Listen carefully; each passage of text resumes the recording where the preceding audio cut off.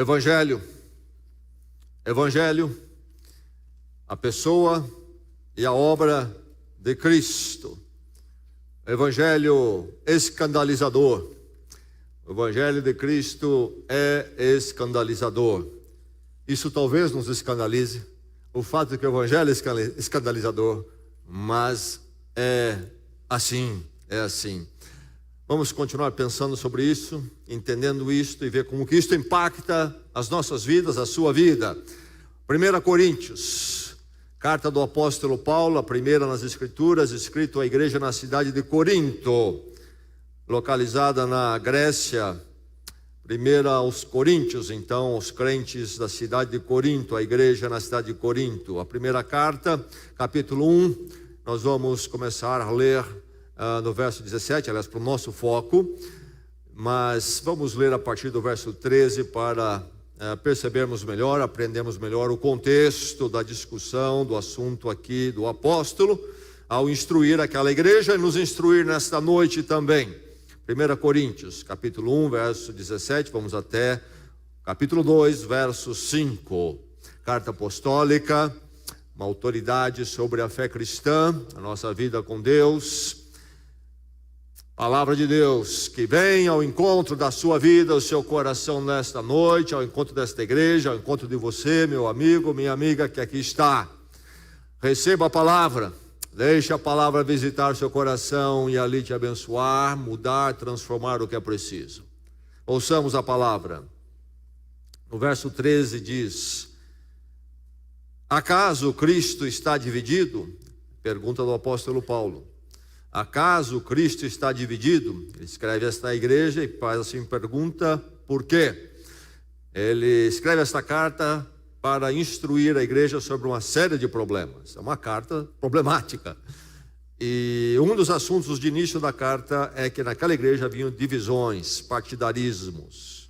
Então por isso ele diz: acaso Cristo está dividido? Foi Paulo crucificado em favor de vocês? Foram vocês batizados em nome de Paulo? Dou graças a Deus por não ter batizado nenhum de vocês, exceto Crispo e Gaio, de modo que ninguém pode dizer que foi batizado em meu nome. Muito bem, antes, eu não li, mas nos versos anteriores, ele cita as divisões em cima de diversos nomes dentro da igreja. Uns diziam que eram de Pedro, outros diziam que eram de Paulo, outros de Apolo. E aí na continuação, então, ele fala sobre ele mesmo, para ficar mais fácil a argumentação. A igreja está dividida, Cristo está dividido, existe grupo de Paulo, grupo meu, fui eu crucificado por vocês? São perguntas retóricas cuja resposta é não é assim. E aí diante disso que ele introduz então o assunto para nós aqui sobre Cristo, a exclusividade de Cristo, a necessidade de Cristo, a partir do verso 17. Argumenta assim o apóstolo: pois Cristo não me enviou para batizar, mas para pregar o Evangelho, não porém com palavras de sabedoria humana, para que a cruz de Cristo não seja esvaziada, pois a mensagem da cruz é loucura para os que estão perecendo, mas para nós que estamos sendo salvos é o poder de Deus, pois está escrito: destruirei a sabedoria dos sábios e rejeitarei a inteligência dos inteligentes. Onde está o sábio? Onde está o erudito? Onde está o questionador desta era? Acaso não tornou Deus louca a sabedoria deste mundo? Visto que, na sabedoria de Deus, o mundo não o conheceu por meio da sabedoria humana, agradou a Deus salvar aqueles que creem por meio da loucura da pregação. Os judeus pedem sinais miraculosos, os gregos procuram sabedoria.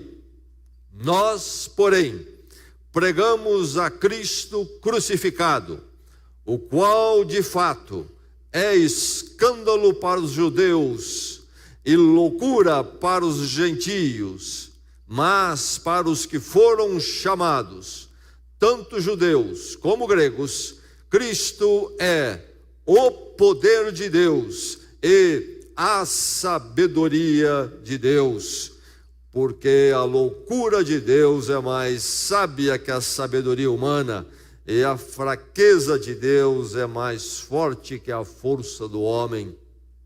Irmãos, pensem no que vocês eram quando foram chamados. Poucos eram sábios segundo os padrões humanos, poucos eram poderosos, poucos eram de nobre nascimento, mas Deus escolheu o que para o mundo é loucura para envergonhar os sábios, e escolheu o que para o mundo é fraqueza para envergonhar o que é forte. Ele escolheu o que para o mundo é insignificante, desprezado, e o que nada é, para reduzir a nada o que é, a fim de que ninguém se vanglorie diante dele. É, porém, por iniciativa dele, que vocês estão em Cristo, o qual se tornou sabedoria de Deus para nós, isto é, justiça, santidade e redenção, para que, como está escrito, quem gloriar, glorie-se no Senhor. Eu mesmo, irmãos, quando estive entre vocês, não fui com discurso eloquente, nem com muita sabedoria para lhes proclamar o mistério de Deus, pois decidi nada saber entre vocês, a não ser Jesus Cristo e este crucificado. E foi com fraqueza, temor e com muito tremor que estive entre vocês.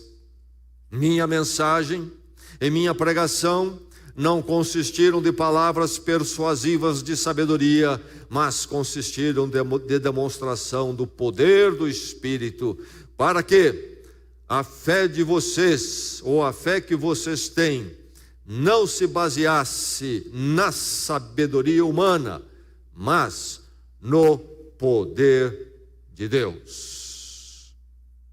O verso 18 diz: a mensagem da cruz é loucura para os que estão perecendo, mas para nós que estamos sendo salvos, é o poder de Deus. A mensagem da cruz é o poder de Deus para os que estão sendo salvos. Verso 21: visto que na sabedoria de Deus o mundo não o conheceu por meio da sabedoria humana, agradou a Deus salvar aqueles que creem por meio da loucura da pregação. Os judeus pedem sinais miraculosos e os gregos procuram sabedoria. Nós, porém, pregamos a Cristo crucificado, o qual de fato é escândalo para os judeus e loucura para os gentios, mas para os que foram chamados, tanto judeus como gregos, Cristo é o poder de Deus e a sabedoria de Deus. Verso 28, Deus escolheu o que para o mundo é insignificante, desprezado, e o que nada é, para reduzir a nada o que é, a fim de que ninguém se vanglorie diante dele. No capítulo 2, verso 2, diz ele: decidi nada saber entre vocês, a não ser Jesus Cristo e este crucificado. O verso 4 e verso 5: minha mensagem, minha pregação não consistiram de palavras persuasivas de sabedoria humana, mas consistiram de demonstração do poder do Espírito, para que a fé que vocês têm não se baseasse na sabedoria humana, mas no poder de Deus.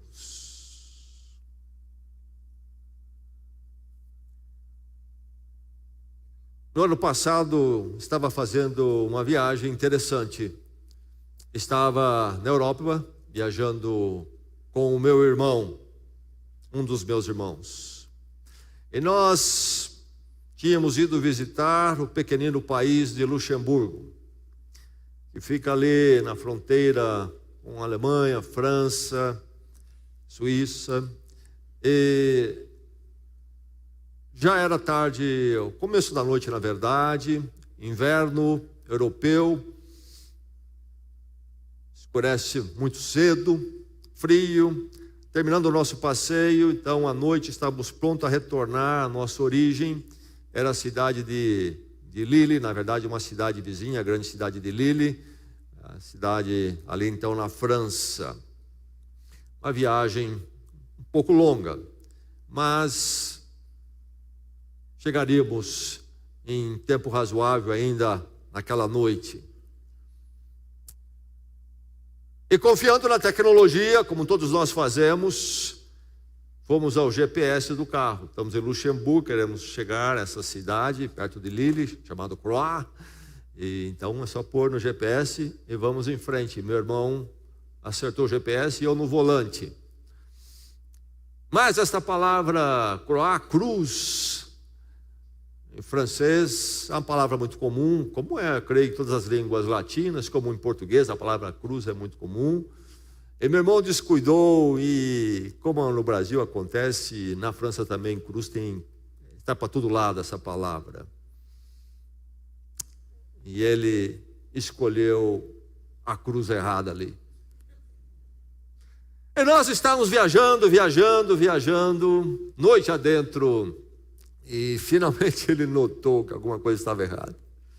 Eu sei aqui no GPS, ao invés de na quilometragem ficarmos mais próximos, nosso destino é cada vez mais longe. Tinha colocado uma outra Croix. E nós, ao invés de irmos na direção, então, oeste, estamos no leste, já entrando quase na Alemanha. E aí, esse erro era um erro a essa altura de por volta de 300 quilômetros, eu dirigindo, cansado, mas tínhamos no outro dia já um voo marcado, então não podia nem se pensar em procurar um hotel e dormir por ali. Só havia uma solução, nós estávamos indo para o leste, em direção diametralmente oposta ao nosso destino, diametralmente oposta à direção onde estava o nosso quarto para aquela noite, a nossa cama aconchegante. Horas. Só havia uma solução, fazermos uma conversão e retomarmos a direção correta. E foi o que fizemos. Uma conversão que eu precisei fazer, todos nós precisamos fazer, mas que foi muito ao meu contragosto.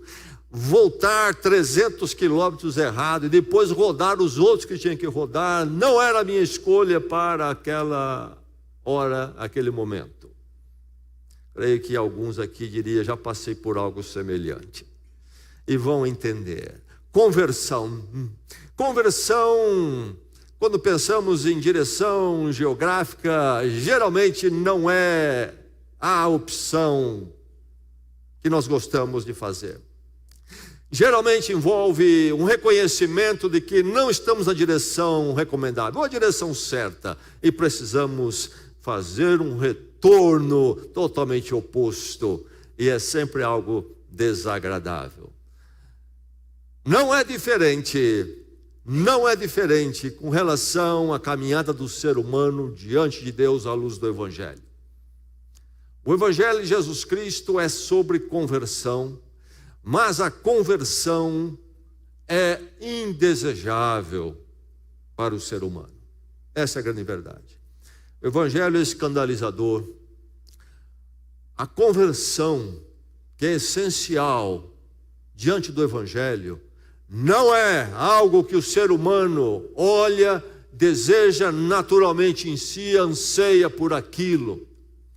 é algo sempre desconfortável, é um retornar, um romper com direção, e o ser humano repele a necessidade, o fato da conversão no Evangelho. E nesse texto que nós lemos, o apóstolo Paulo não fala a palavra conversão, mas está envolvido nesse texto essa experiência da conversão. Aqui está implícito isto, como aparece explícito em tantos outros textos da palavra de Deus.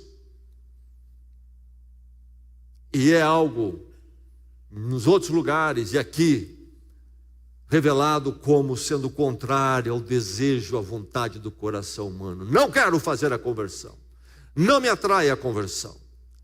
Se nós pensamos que as pessoas estão naturalmente ansiando pela conversão, não é verdade, não é verdade. E elas até nos enganam, porque alguns são um pouco mais simpáticos ao Evangelho, à igreja. Não quer dizer que o coração delas anseia pela conversão, que a conversão é algo desejável para elas. E então, você, nesta noite, tome ciência disto. E é preciso que nasça no seu coração um clamor pela conversão indesejável, tão indesejável para você. É preciso um clamor, porque o drama do seu coração é profundo demais, é complicado demais. É preciso um clamor diante de Deus, porque você naturalmente considera a conversão algo nada desejável. É assim com seus parentes, com seus familiares, com seus amigos, com seus colegas de trabalho, com seus professores de escola, de universidade, os seus colegas de escola. A conversão é indesejável para eles. É indesejável para eles. Mas é fundamental para o crente. Nos meus anos de infância e adolescência, quando ser um crente em Cristo Jesus não era esta ideia popularizada e tão disseminada aí no meio da sociedade, até enfraquecida, o que se dizia na sociedade quando alguém então se convertia era: ele virou crente. Virou crente. Então o negócio era virar o verbo. Ele virou crente. E deixe-me dizer que o mundo, usando essa expressão, naquela época, eu creio que hoje já não é mais tão usado, mas o mundo naquela época, sem saber, quem sabe, ao usar o verbo virar para se referir a alguém que havia se tornado um discípulo de Cristo, o mundo revelava naquele tempo mais sabedoria, me parece, até do que se vê no campo chamado gospel evangélico que está por aí.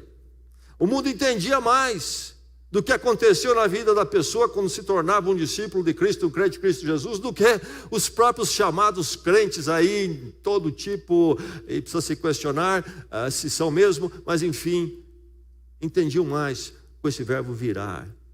É muito mais correspondente à ideia da conversão. Dar, transformar. Clame pela indesejável conversão.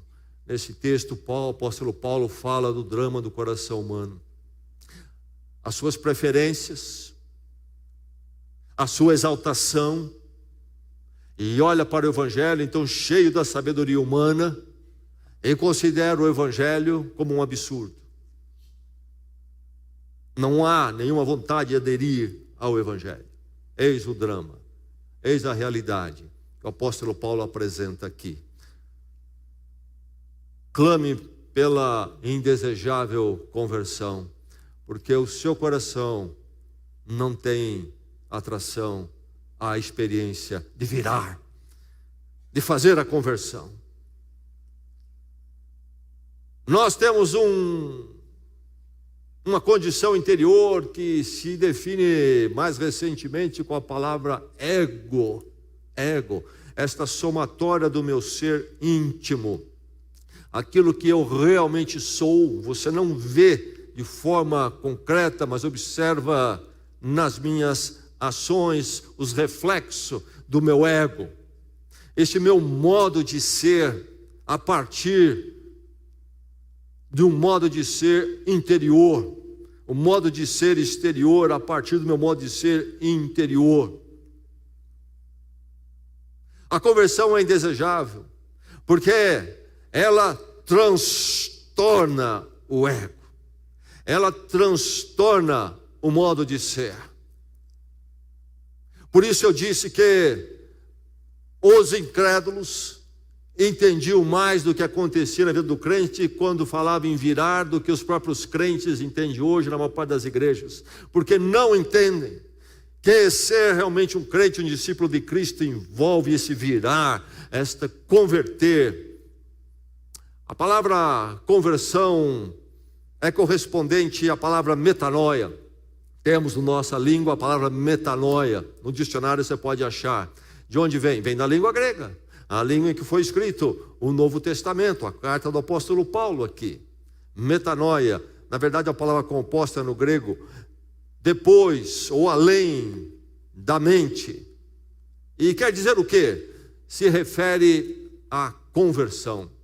Muitas vezes traduzido nas escrituras por arrependimento. Arrependimento. Você está numa proposta e você sente um peso por ela, em termos dela ser errada, não merece ser seguida, e você então busca outro rumo. Arrependeu-se. Arrependeu-se. Metanoia. Metanoia. Melhor descrito por conversão, melhor ilustrado por uma direção geográfica, talvez dirigindo um automóvel, como eu já citei. Transformação de rumo, de direção. É um mudar a mente quanto a algo ou alguém. E isto não é confortável para o ego. Isto não é atrativo ao meu modo de ser, já sedimentado e totalmente baseado no meu orgulho, na minha vaidade, na minha soberania pessoal. É uma luta, é uma luta. E é por isso que o apóstolo Paulo faz as perguntas: onde está o sábio? Onde está o erudito? Onde está o questionador desta era? Acaso não tornou Deus louca a sabedoria deste mundo? Visto que na sabedoria de Deus, o mundo não conheceu por meio da sabedoria humana, agradou a Deus então salvar aqueles que creem por meio da loucura da pregação, versos 20 e 21. E aí o apóstolo Paulo coloca esta tensão. O ser humano, o mundo, viajando, habitando, agarrado a esta sabedoria humana. Ele então não aceita o evangelho e para eles é loucura. É loucura. A pregação do evangelho é uma loucura. É um transtornar do ego. O ego não tem facilidade com isto. Diz ele: vocês foram chamados, muitos de vocês não eram sábios, não eram poderosos, não eram nobres. Qual é a questão? A questão é que o ser humano, ele sofre com isto, seja qual for o nível dele, mas quanto mais ele for ou ter, pior ele fica. Em geral, pior ele fica. Conversão, metanoia, é uma experiência radical, nada confortável para o ego humano. Estou eu aqui com toda a minha reputação social, intelectual, quem sabe financeira, quem sabe profissional. Sou elevado, sou vitorioso. E agora eu preciso reconhecer que o caminho que eu tenho andado não é o caminho. Eu preciso mudar, abandonar, tomar outro. E isto vai ser notado pelas pessoas. Isto é complicado demais. Isto não me atrai. Dizer agora que eu estava errado e eu preciso mudar. Capítulo 3 de João, no Evangelho de João, há aquele encontro entre Jesus e um homem de importância em Jerusalém, líder religioso, homem de ascendência, afluência social, econômica, chamado Nicodemos. E ele vai conversar com Cristo. Ele parece ser interessado no Evangelho. E aí Jesus Cristo tem aquela conversa com ele à noite, muito interessante, diz o texto. E Jesus fala: Nicodemos, seja lá o que você é, sua história, Nicodemos, todas as glórias que você possa ter, você precisa nascer de novo. Do que Jesus está falando? Metanoia, conversão. Nicodemos, a direção que você tem ido não serve, tem que ser abandonada, rompida, é uma nova, nascer de novo, morrer para aquilo e nascer para outra vida, outro jeito de ser. E Nicodemos faz uma pergunta a Jesus: como posso eu nascer de novo sendo velho? Como posso eu nascer de novo sendo velho? Aí talvez lendo o texto você pensa: Nicodemos não entendeu o que Jesus falou. Jesus não está falando, porque Nicodemos fala: posso eu entrar novamente no ventre da minha mãe? Fala: Nicodemos, puxa vida, um homem tão inteligente, capacitado em Jerusalém, não entendeu uma ilustração tão básica de Jesus? Não é assim, não é assim. Nicodemos é um rabino, Jesus também é rabino. E os judeus, especialmente os rabinos, naqueles dias eles eram muito hábeis em trabalhar com figuras e ilustrações. E eles conversavam muito sobre isto, ou nessa ferramenta, usando então a linguagem figurativa. E quando Nicodemos diz como que ele poderia nascer de novo, pergunta Jesus, sendo já velho, como poderia ele voltar ao ventre da mãe? Não é que ele está pensando que ele tem que voltar ao ventre da mãe. O que ele está dizendo para Jesus é o seguinte: eu já avancei muito na vida, já fiz o meu nome, como que eu vou romper com tudo isso agora, nesse estágio da minha vida? Como que eu posso experimentar a conversão, dizer no meu coração e aí dizer ao público: tudo que vocês viram em mim, eu abandono para tomar um outro rumo, uma outra direção?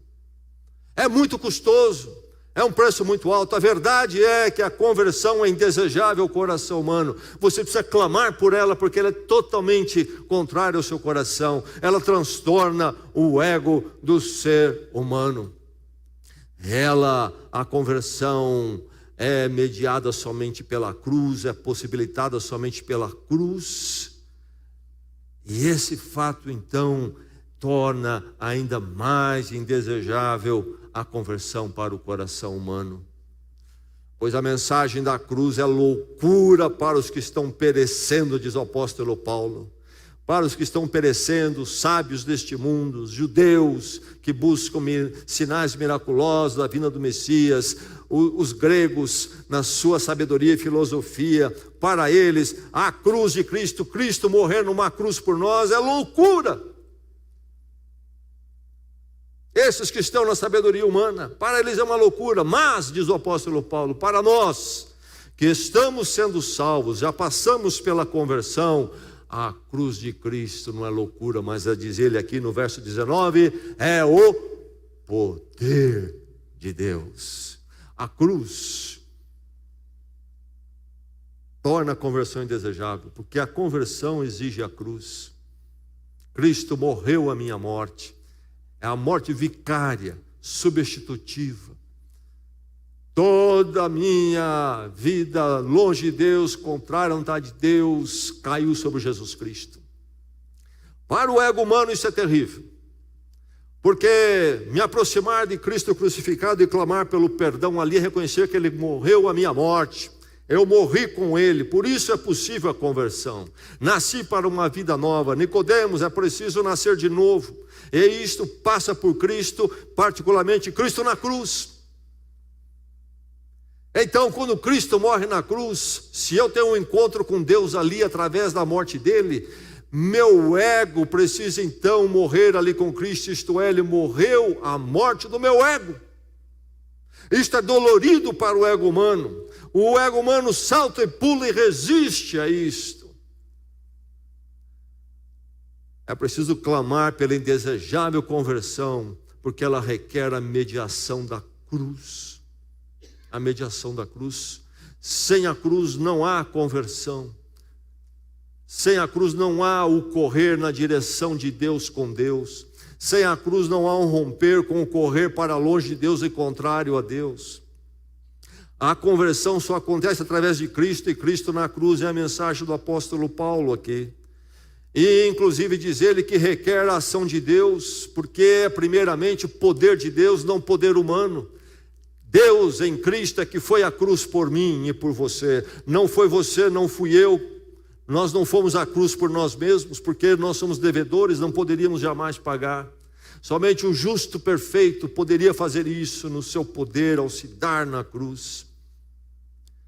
Então a conversão que passa pela cruz é obra do poder de Deus, e quando chega a minha vida é o poder de Deus, porque tem que ser o poder de Deus. O meu coração entregue a si mesmo, vê na conversão, no encontro com Deus na cruz, o morrer ali em Cristo, algo indesejável. A cruz humilha o ego humano, a cruz arrebenta aquele meu velho modo de ser sedimentado que está aí há anos nessa longa história. A conversão é indesejável porque requer a mediação da cruz. E escreva isto: não há cristão até que a conversão chegue à vida da pessoa. É possível ser membro da igreja e nunca ter sido convertido. Talvez admira, gosta das verdades do evangelho, gosta da igreja, gosta de ter uma certa identificação com tudo isto, mas nunca passou pela conversão. Aquele momento quando você deu a meia volta ao se deparar com Cristo na cruz, morrendo a sua morte. É algo tremendo, profundo, significativo. E muda tudo. Por isso a conversão é indesejável, mas quem não passar pela conversão não é um discípulo de Cristo, não é membro do reino de Deus, não tem a vida com Deus, a vida eterna, a vida com Deus hoje e sempre. Cuidado, examine seu coração. Você que tem uma história longa com a igreja, verifique se você passou pela mediação na cruz ao ponto de experimentar a conversão. Isto é claro para você ou não? Não é apenas ser um admirador, não é apenas aderir a uma tradição, a questão é você passou pela conversão. Olhe-se com muito cuidado, porque o coração natural de todo ser humano, inclusive o seu, é avesso à conversão. Conversão é indesejável. E é muito fácil tentarmos com esse coração nosso cheio de si, olhar algo, achar interessante como a igreja de Cristo e as verdades do evangelho, e tentar trazer isso para debaixo da nossa soberania, o nosso orgulho, o nosso ego, e fazer um ajeitar ali, para parecer que fazemos parte disso, porque não sou interessante ao nosso ego. É muito fácil cair no engano, é preciso um exame profundo. A conversão é marcante, ela é objetiva, ela é clara, você sabe se você passou pela conversão ou não, se você fizer um exame sério. Ela é muito marcante, porque ela é indesejável. Quando ela vem, é um impacto tremendo, e você nunca mais se esquece. Como chegamos à conversão, cada um tem uma história, talvez não há duas iguais no mundo, entre os milhões e milhões de cristãos na história. Como chegamos? Mas a conversão em si, o ponto dela é igual para todos nós, a cruz de Cristo. E alguns de nós chegamos ali atraídos por um sussurro, outros vieram gritando, esperneando, uns vieram numa história mais longa, outros uma história mais curta. Seja qual for a caminhada, o tipo de experiência que podemos contar, mas chegamos todos a um ponto igual: conversão através do Cristo crucificado. Eu era um pecador, longe de Deus, vivendo, viajando no meu ego, nas minhas sabedorias. Eu sei, eu posso, eu dou um jeito, está tudo em ordem. E ali na cruz eu vi o meu pecado, Cristo morreu a minha morte, meu ego morreu com Ele, nasço para uma nova vida com Deus, minha vida virei crente. A conversão chegou. Ela requer a mediação da cruz, e a mediação da cruz é loucura para o coração humano, diz o apóstolo Paulo. Não, deixe que nós, com as nossas ciências, nós vamos dar um jeito de consertar os nossos dramas íntimos, nossos dramas relacionais, sociais, vamos ler um livro, fazer mais um curso, e tudo vai ser resolvido. E o apóstolo Paulo vem dizer não à sabedoria humana, e que a questão do ser humano requer a conversão na mediação da cruz. E ali a crucificação do ego humano, da sabedoria humana, é o encontro com Deus. Como é indesejável.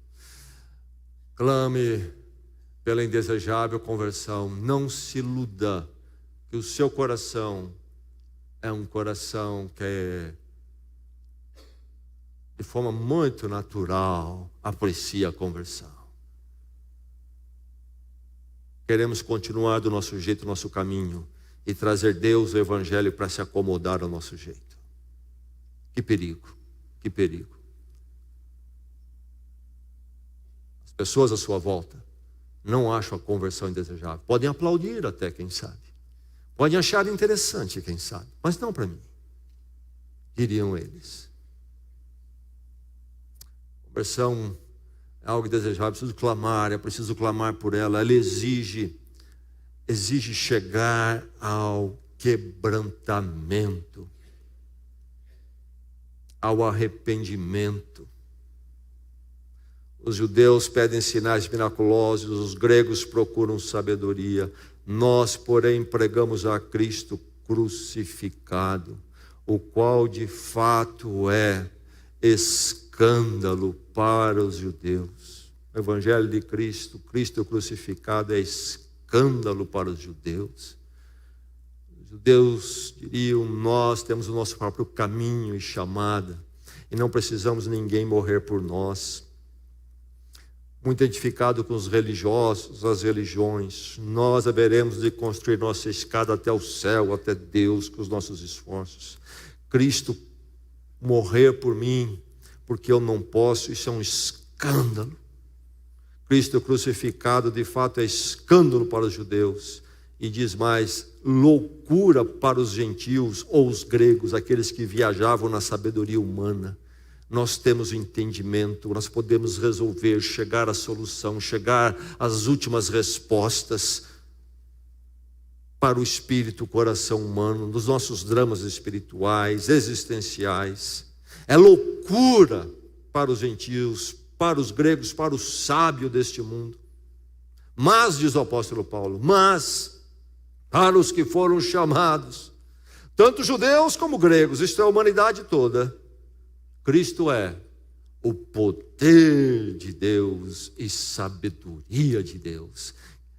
Na cruz de Cristo é a sabedoria de Deus, é a solução mais sábia que existe, é a solução que resolve as coisas, é o acerto pleno, suficiente e que vai ao encontro de uma resolução no coração humano. O quebrantamento, a conversão é indesejável, porque é preciso ir à cruz, o ego humano tem que ir ali, e chegando à cruz, é preciso aquele momento de quebrantamento, onde esse arrependimento vem sobre o coração humano e se torna irresistível. Já chegou isso à sua vida? E de novo, na história de cada um, isto varia na forma de experimentar, mas na essência é a mesma e precisa ser a mesma.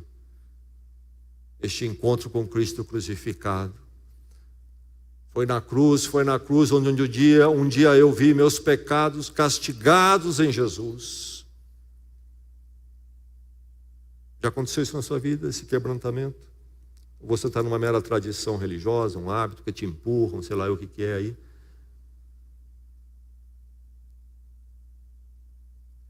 Para alguns este é um momento de choro profundo.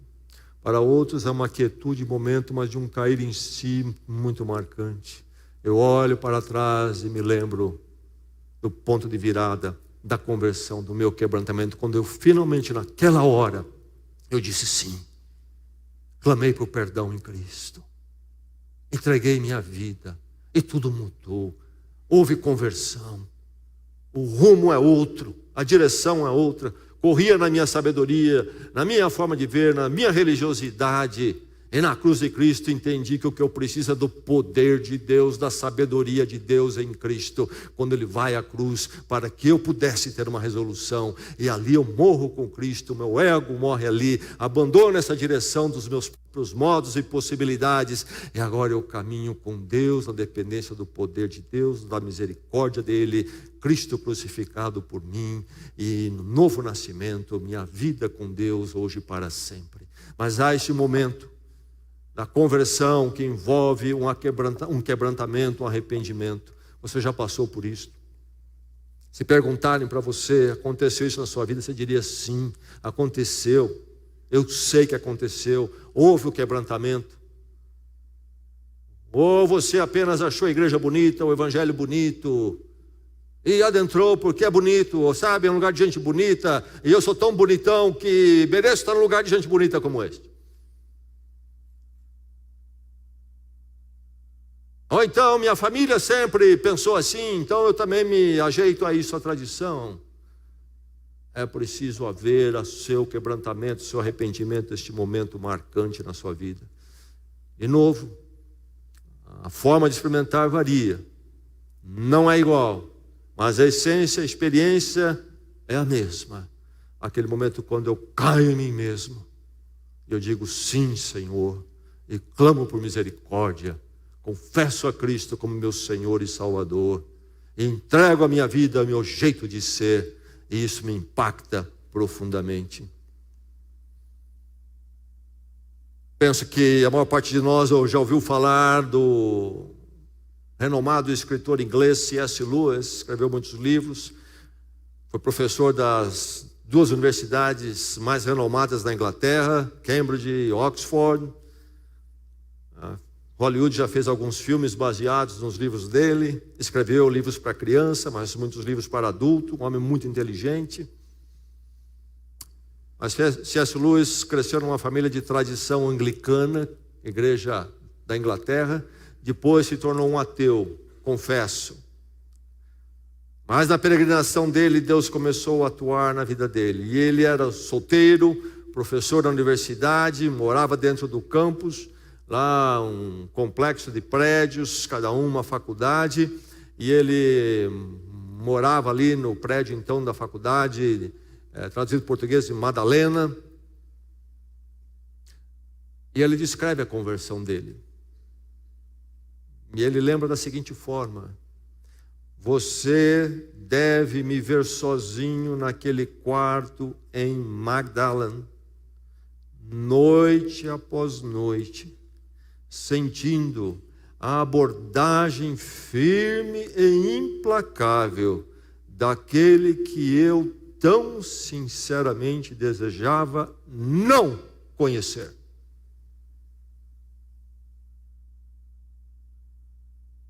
Aquilo que eu muito temia finalmente veio sobre mim. Cedi e admiti que Deus era Deus. Ajoelhei-me e orei. Talvez naquela noite, o mais desanimado e relutante convertido em toda a Inglaterra.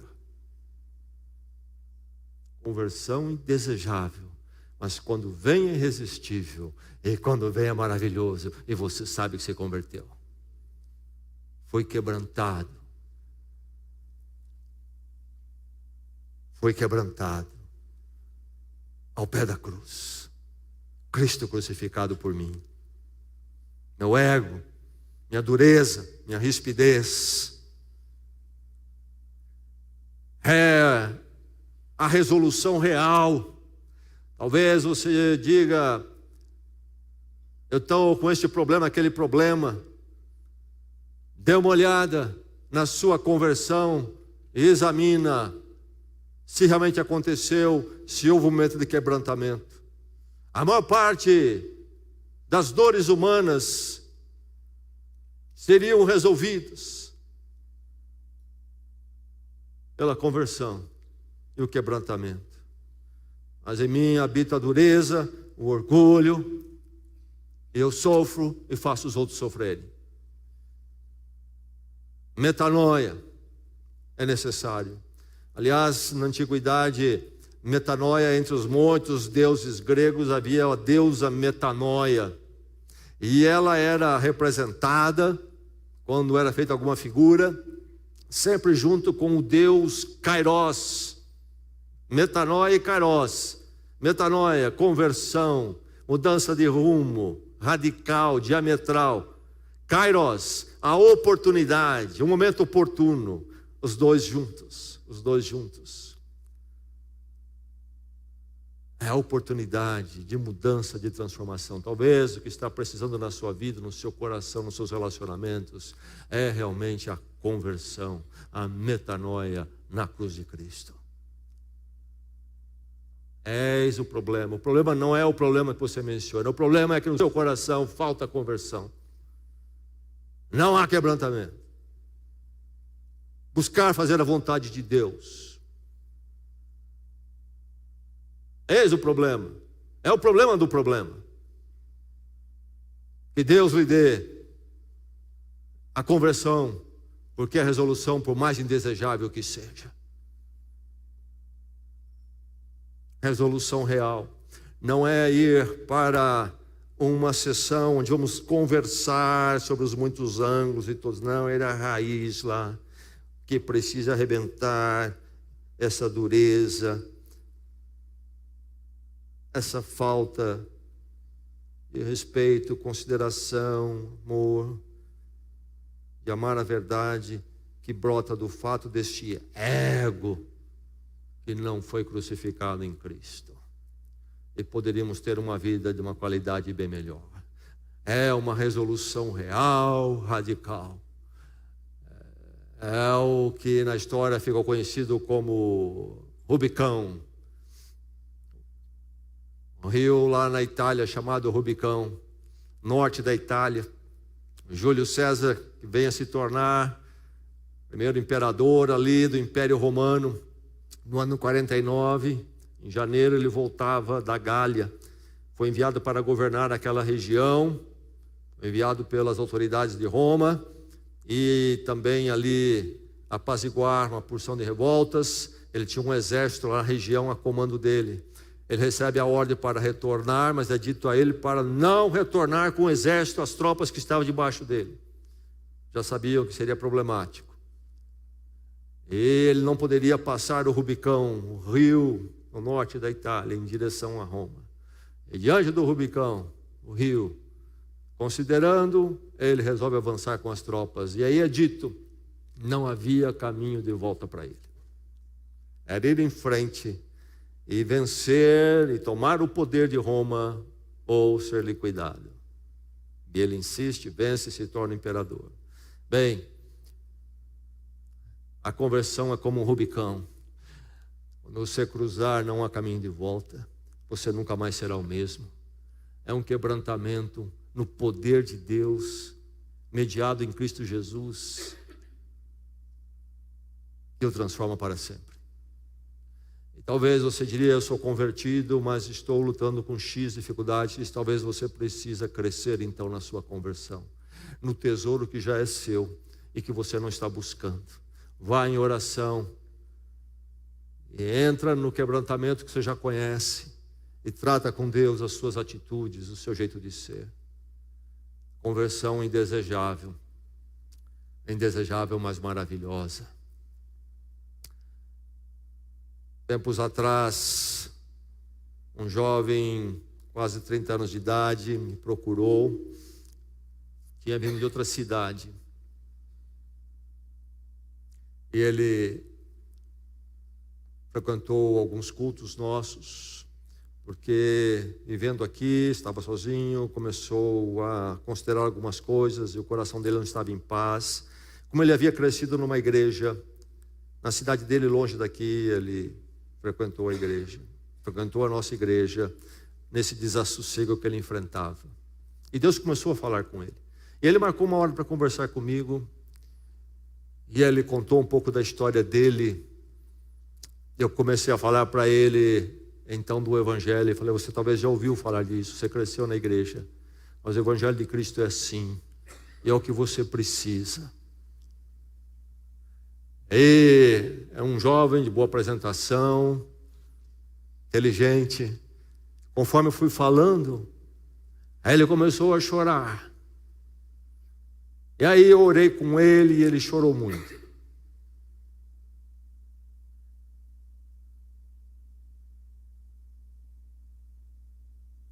Percebi ali na hora que havia algo maravilhoso acontecendo com ele. Voltou à igreja uma vez, depois me procurou novamente e disse, sabe, eu vou voltar para minha cidade. Minha mãe está lá, eu não tenho pai mais. Eu cresci muito rebelde, causei muitas dores à minha mãe, que é uma crente fiel. Preciso voltar lá, revê-la, e quero acertar tudo com ela. E também vou voltar à minha igreja, uma igreja pequenina, onde eu cresci.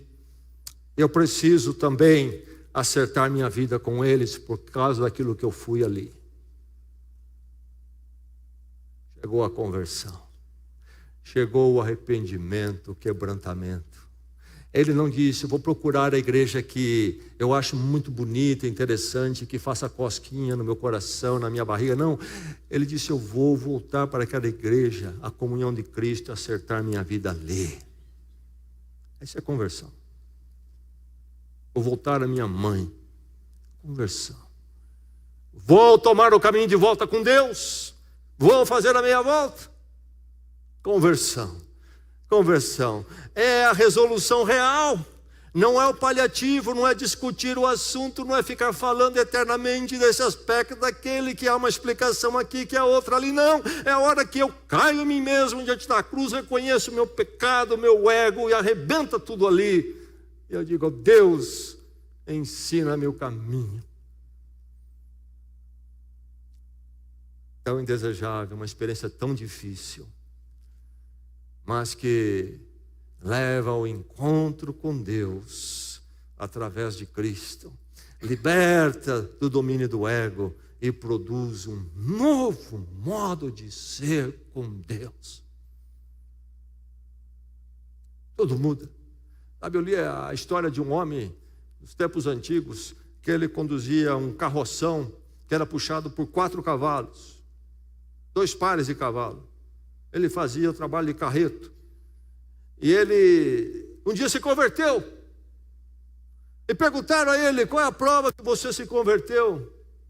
Aí ele disse, quando eu subia no carroção antigamente, seja qual fosse a atitude dos cavalos, eu descia o chicote e dizia uns 10 palavrões. Hoje eu subo no carroção, os cavalos olham para trás. Até cavalo percebe quando você converter. Quando o quebrantamento chegar à sua vida de verdade, vão perceber isto. Vão perceber o poder de Deus, Cristo crucificado. Dê a meia volta. Dê a meia volta. Como lidar com os meus vícios? Como lidar com minhas atitudes relacionais cerradas, centradas em mim? Como lidar com o meu apego às vaidades do mundo? Como eu lidar com aquele pecado? Quebrantamento, poder de Deus em Cristo. Conversão. É contrário ao coração humano. É indesejável, mas é a experiência mais maravilhosa que pode acontecer quando ela chega. Que você possa ser um que possa dizer, eu sou um convertido. E você que não é, que Deus possa levá-lo a clamar por isso. Clamar e clamar, até que o seu coração, contra toda a sua vontade, corra para Deus em Cristo.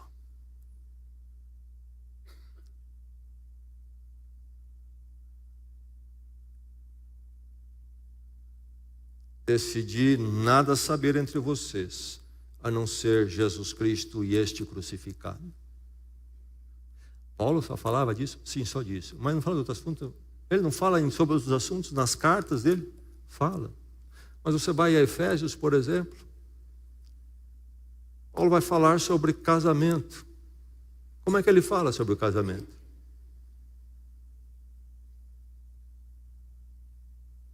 Você convida Paulo para falar no retiro de casais da igreja. O que Paulo vai falar? Maridos, ame as mulheres como Cristo amou a igreja e se deu por ela. É Cristo crucificado sempre. Não, senta aqui, nós vamos falar sobre 5 passos para a vida. Você precisa de Cristo no seu coração, no seu casamento. Esse é o caminho de Deus. Decidi nada saber entre vocês, a não ser Jesus Cristo, esse crucificado, que pode converter o nosso coração tão avesso a Deus e a sua graça. Vamos orar? Vamos à presença do Senhor.